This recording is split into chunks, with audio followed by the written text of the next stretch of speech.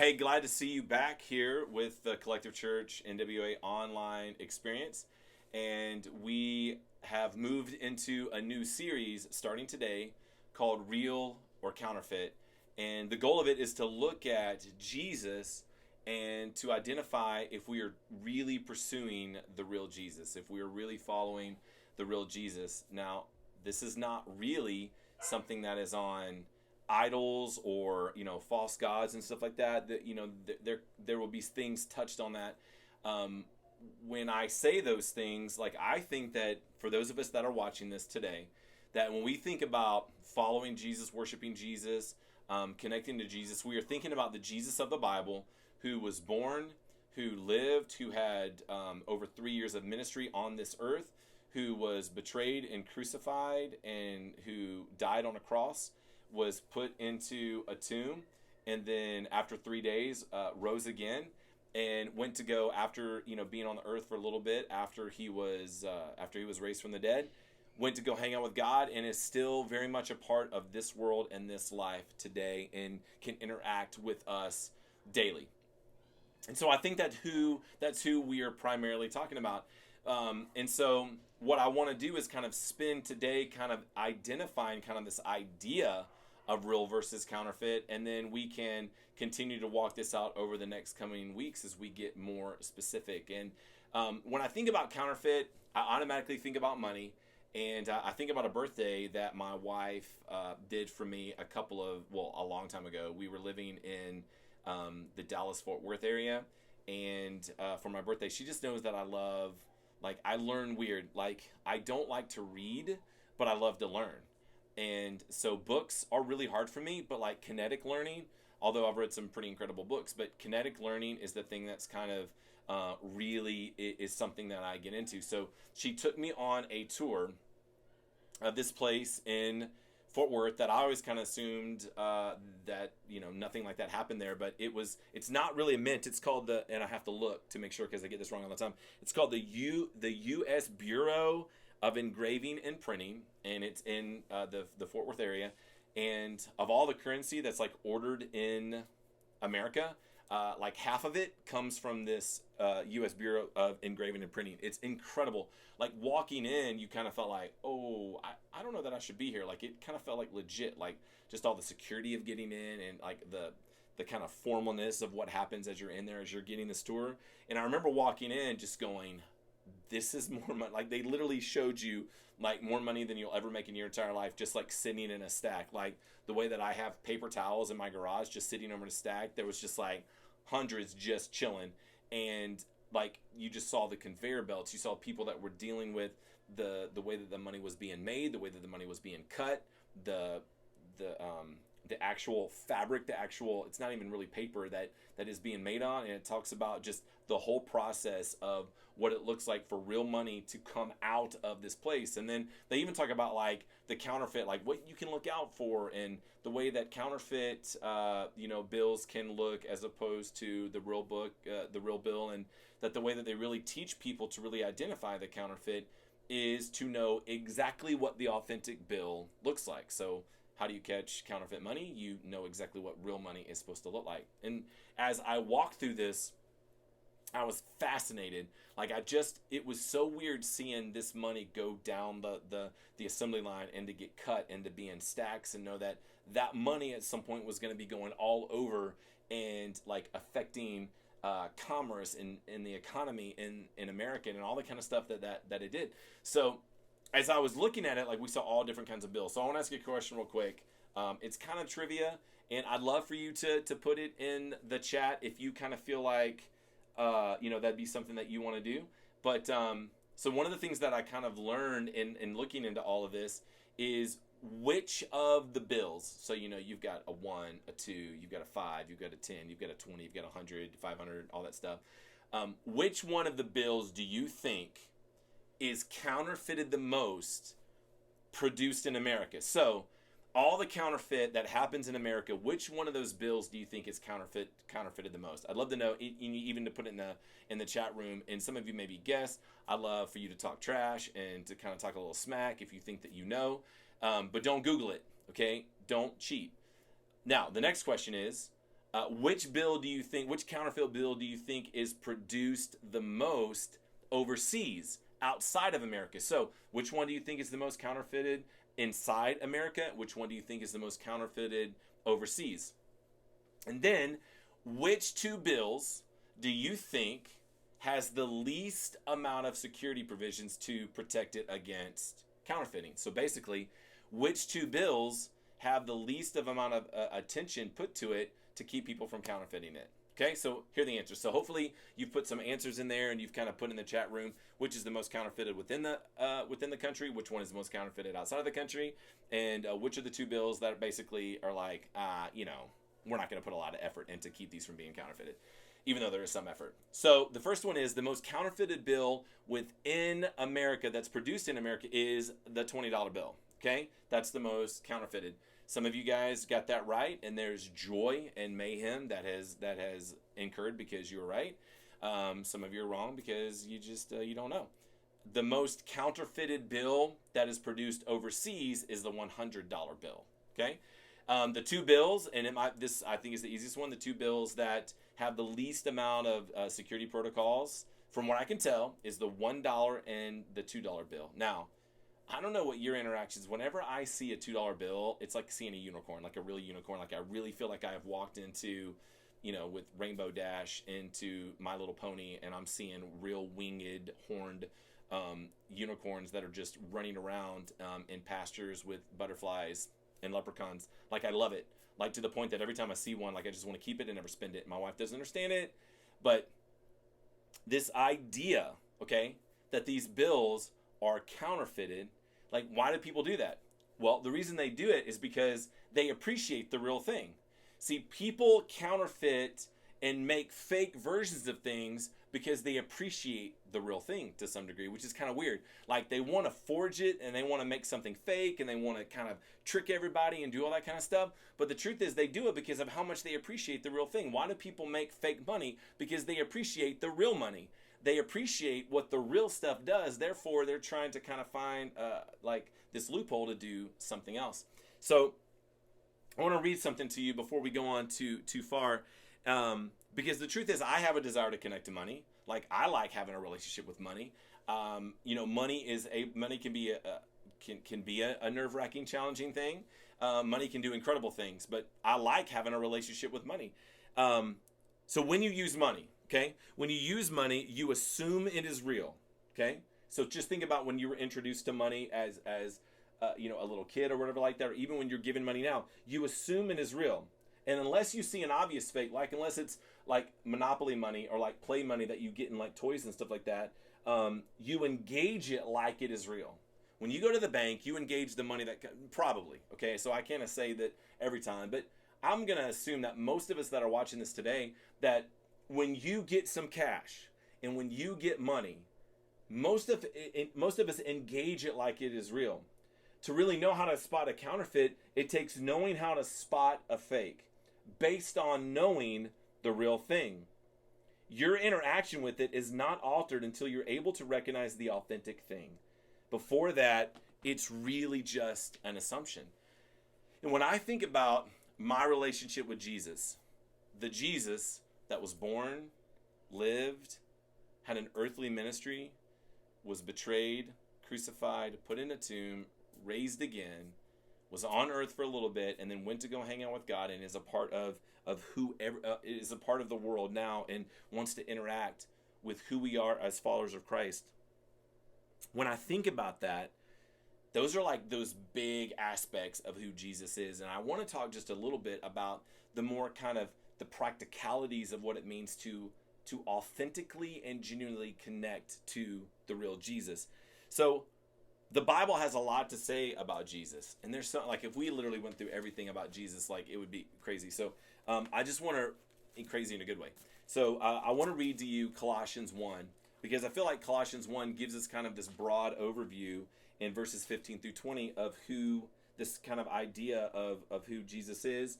You know, this passage is kind of used to kind of show his preeminence, to kind of show his deity, but I also feel like it kind of gives us this kind of holistic idea of who he is. This is verse 15. He is the image of the invisible God, the firstborn of all creation. Basically, Jesus perfectly reflects God, but he is the image of the invisible God, the firstborn of all creation, for by him all things were created, in heaven and on earth, visible and invisible. I love that the invisible was created by Jesus. Like, I love the thought of that all the invisible things that make up who I am, that he created. Doesn't mean I use them right, but I love that he was the creator of the visible and the invisible. Whether thrones or dominions or rulers or authorities, all things were created through him and for him, and he is before all things, and in him all things hold together. I love that idea that really he stands outside of time, and it is Jesus as God, and just that idea of who God is, that literally holds all of time and history and the universe together. And he is the head of the body, the church. He is the beginning, the firstborn from the dead, that in everything he might be preeminent. For in him all the fullness of God was pleased to dwell, and through him to reconcile to himself all things, whether on earth or in heaven, making peace by the blood of his cross. So who is Jesus? Well, Jesus is God.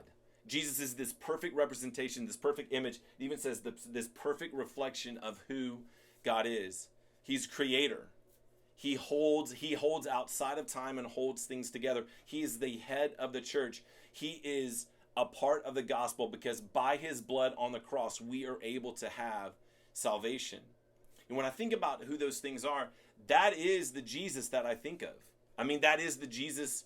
When I try to think about hanging out with Jesus, I mean, I really don't know what Jesus looked like. I don't think it's like the representation that most people have. But when I think about hanging out with Jesus, I think about like a couple of weeks ago at the in-person gathering, I talked about how, my wife and I were on a trip, and she really pursued me to want to connect with Jesus. I didn't really want to do that because I didn't know what it really meant. I kind of mocked it, made fun of it, which is never a good thing. When your wife brings something important to you, just celebrate it and appreciate it. I didn't really do that. And I did try, but it was hard for me. I mean, it was really, really hard for me. But as it's gone on, like I'm beginning to think about, where do I really connect with Jesus? So what she was trying to help me understand is just kind of think practically of where you would want to meet with Jesus. So I thought about my living room. I want to be on one couch. I want him to be on another couch. I really want to just have my feet kind of kicked up. I want him to do the same. I don't think it's disrespectful to kick my feet up in front of Jesus. I want to be wearing a hat. Be cool if he was wearing a hat. I have no clue. But just thinking about him and me connecting in my living room and just getting a chance to chill and to talk. That I'm getting a chance to connect with and engage with a real person who is the creator of everything, stands outside of time, holds everything together, the head of the church, and is central to the gospel. His death on the cross, his resurrection is central to the gospel and what that means for me in salvation. And so as I look at that, I go, okay, so for me, I want to make sure that I truly connect to a Colossians 1:15-20 Jesus that represents all that represents all the verses in the New Testament that talk about him, that represents all the verses in the Old Testament that prophesy looking forward to him, that prophesy looking forward to the cross, and then everything that in the New Testament that leads up to the cross, and then everything after the cross that kind of points back to who he really is and helps us point to the way that he is supposed to be in our life. What I began to then think about is, am I counterfeitly, that's not a word, but am I choosing to approach Jesus in a counterfeit way, where instead of focusing on the person, the actual person who is the creator, the actual person who is my savior, the actual person who stands outside of time and holds everything together, the actual person who is the head of the church, is that who I want to connect with? Or do I have a desire to connect more to all the benefits that come from knowing Christ? Like, am I more excited about focusing on the relationship I have with Jesus, or am I more focused on all the benefits of it means to be connected to him? Now, are the benefits negative? No. The benefits of being connected to Jesus are amazing. Salvation, joy when you shouldn't have joy, understanding when you shouldn't have understanding, peace, like all the stuff that comes with that, that's incredible. but I often think that I am more intrigued by the benefits of Jesus than I am the actual person himself.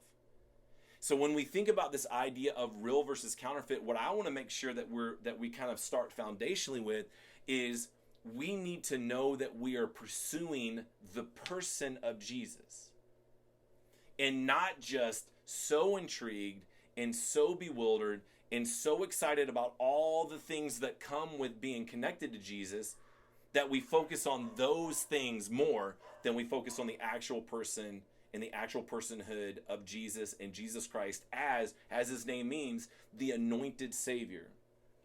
Am I more excited in my life about connecting to the authentic personhood of Jesus, or am I more excited about the things that I get because of being connected to Jesus?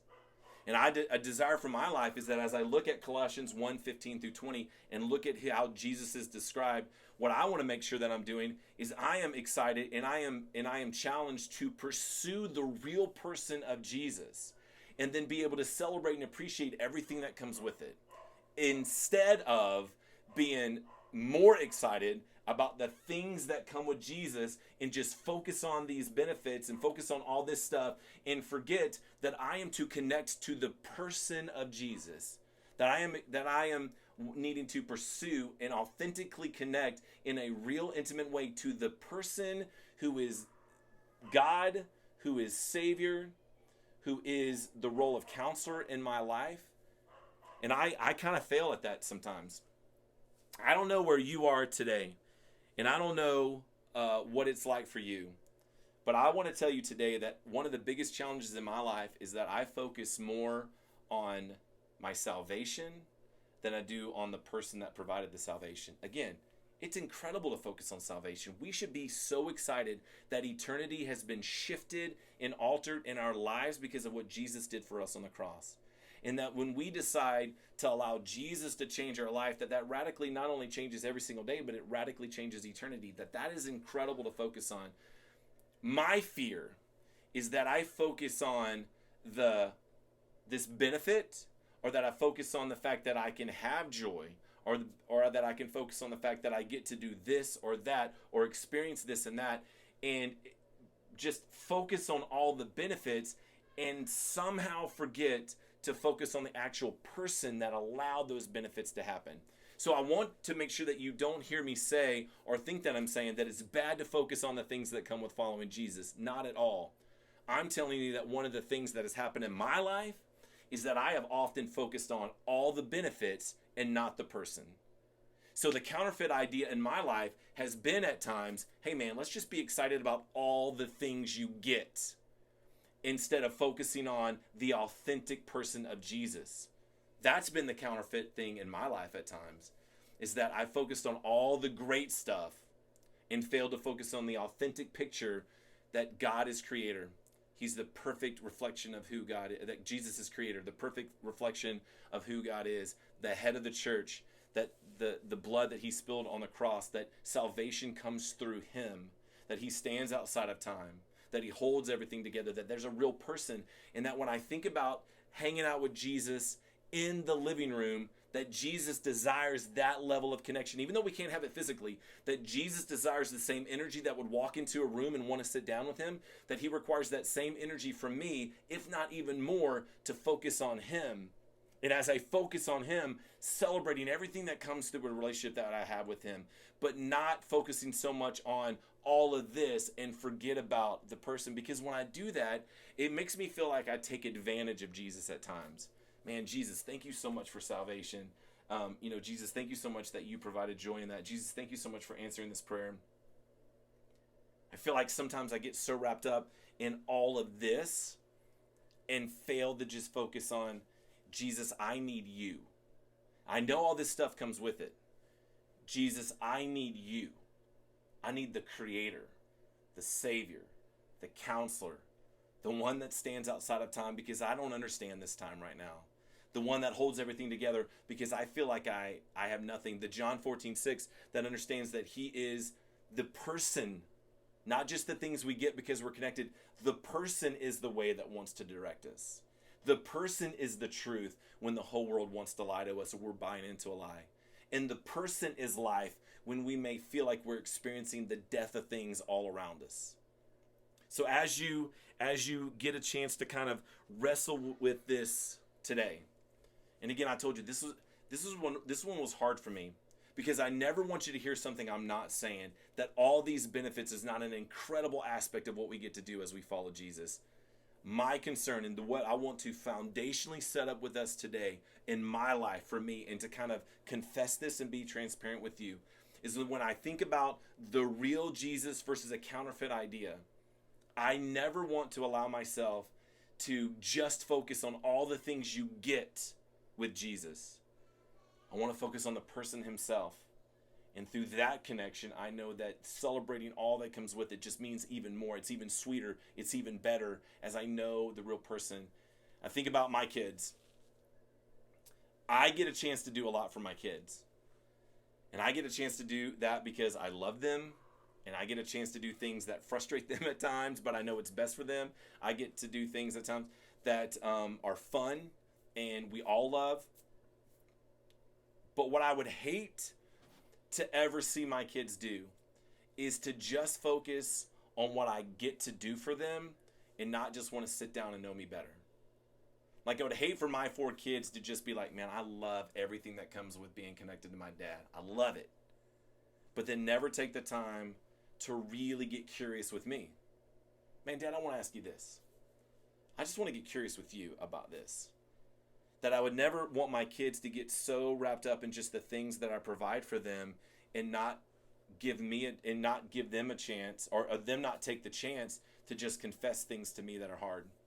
And we have conversations to get to know each other better because of the confessions that they bring to me. And that I get to respond back to those confessions. Man, I would never want my kids to get so wrapped up in the things I'm able to provide or do because of who I am to them, and they never truly connect to the person of who I am. So today, as we go into this time and as we get a chance to just kind of reflect and talk, I would love for you just to kind of look at these questions that you're going to see, because this idea of real versus counterfeit and pursuing the real Jesus, I feel like one of the foundational things we've got to do is just look at, could you possibly ever get wrapped up in some of the things that I've told you I get wrapped up into? The things that he provides more than the person himself. And I know that they're connected. But I hope that you can kind of take some time and to look at these questions and to discuss them with the people that are around you. Or if you're by yourself, discuss them just as you're thinking through them yourself. And then, like we have been, man, it has been so incredible to see what you have said, to see the chat and the way that you are interacting with this content. Maybe the way that you're interacting with what you read in Colossians 1:15 through 20. The way that you interact with this idea of, am I trying to connect more with what God provides for me, or more with the personhood, with what Jesus provides, or the personhood of who Jesus is? So I pray that you'll get a chance to kind of connect right now, either by yourself or with the content or with the people that you're with. And I pray that you will, and hope that you will continue to kind of use the chat room as an opportunity to let us all learn and to see what God is showing you and teaching you, because some of the stuff that has been listed and been talked about every week is incredible and has helped me to kind of get more of an impact and to get more of a handle on these things that we have been discussing. So I want to thank you. I look forward to the rest of this series, this idea of real versus counterfeit and pursuing the real Jesus, and pray that it will be something that impacts you.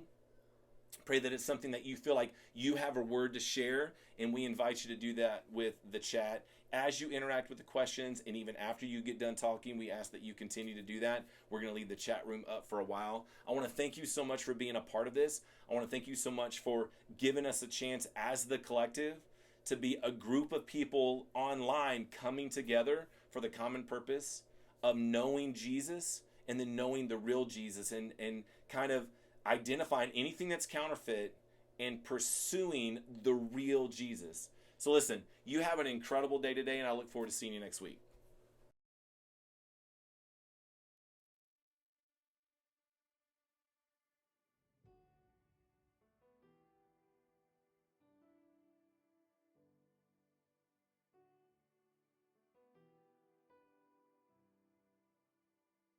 You say just come to you.